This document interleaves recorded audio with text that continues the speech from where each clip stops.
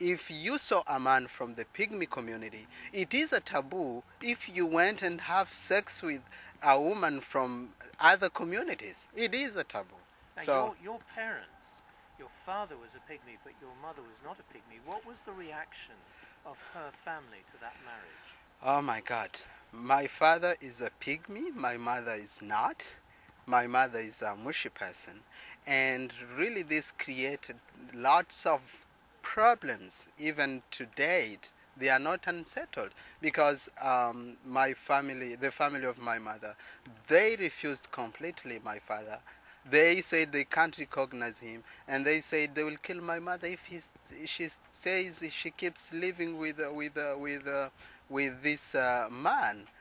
And I've grown up in that trauma, and also I've seen that the uncles from my mother's side, they don't like me. Even they would like to kill me because they don't want me to be there. And this myth, things like this should stop, and governments are seeing this. It's not because they don't see it or they don't know what is happening, but it is just for political gains that nothing is happening, and the international community is not taking any action. But now actions should be taken.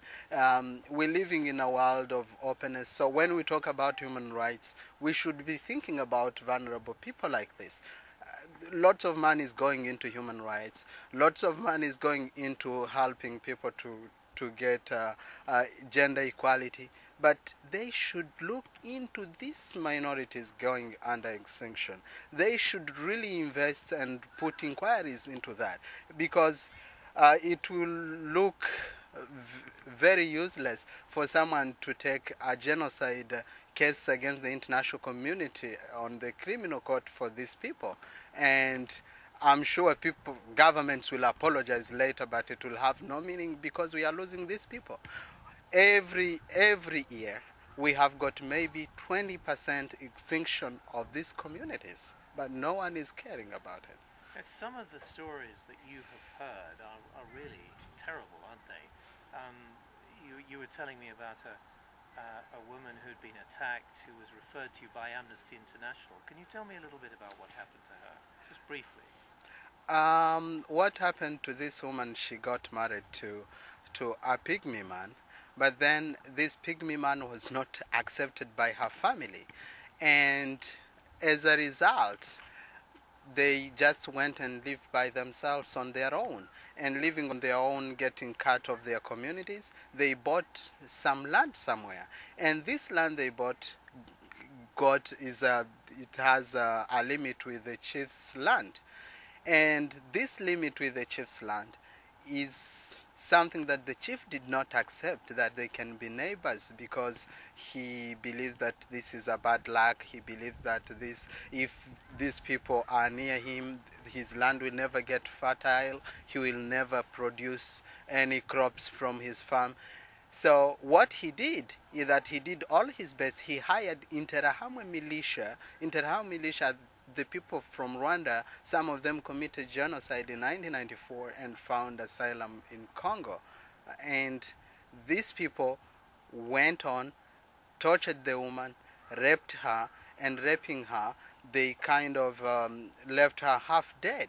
And when she was left half dead, they didn't, the people were like, this woman should pay for her mistakes. We should not take her to the hospital because she was bleeding. But later others agreed that we are church people, let us just take this woman to the hospital. She was taken to the hospital. When she got back from the hospital, the second time was completely now to do away with her. And how they did it, they started traumatizing her, and later they killed her two daughters. And killing the two daughters, they put their heads on the table and say, these are your dogs. And they went with the husband. The husband has never been seen, has never been recovered.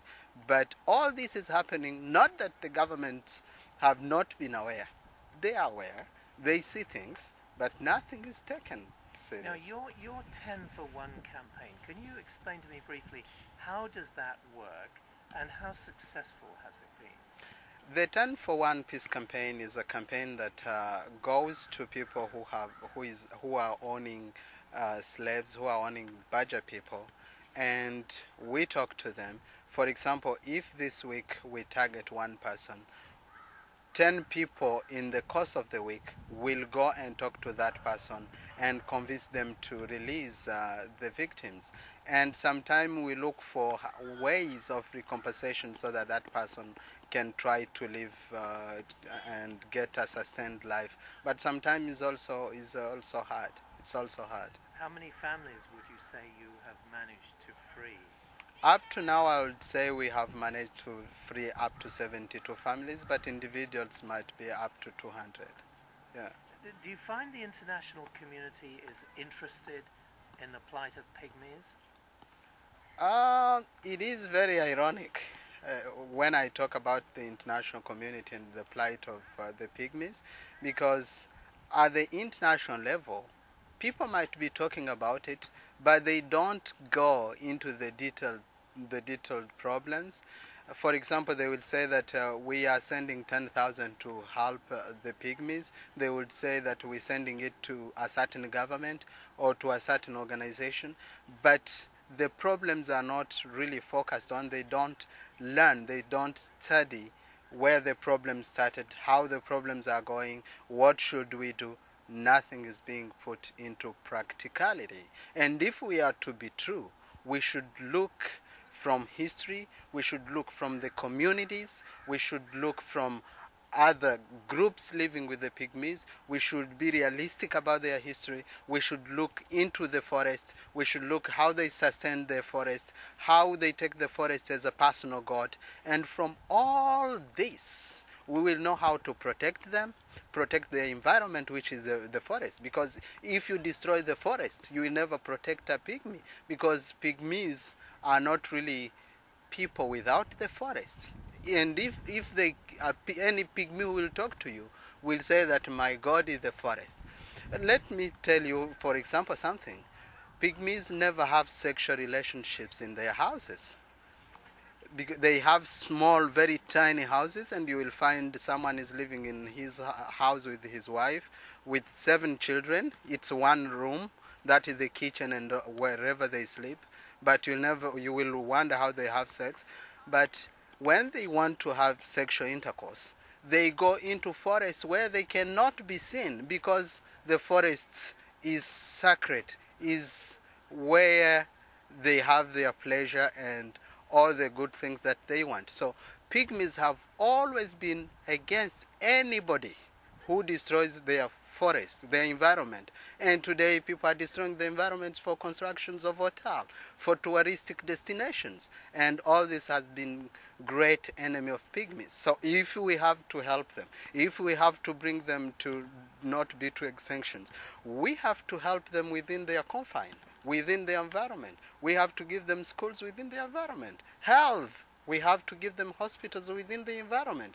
It is unrealistic to say that they are helping them and they are not able to do all these things, and examine with governments and bring solutions to these problems.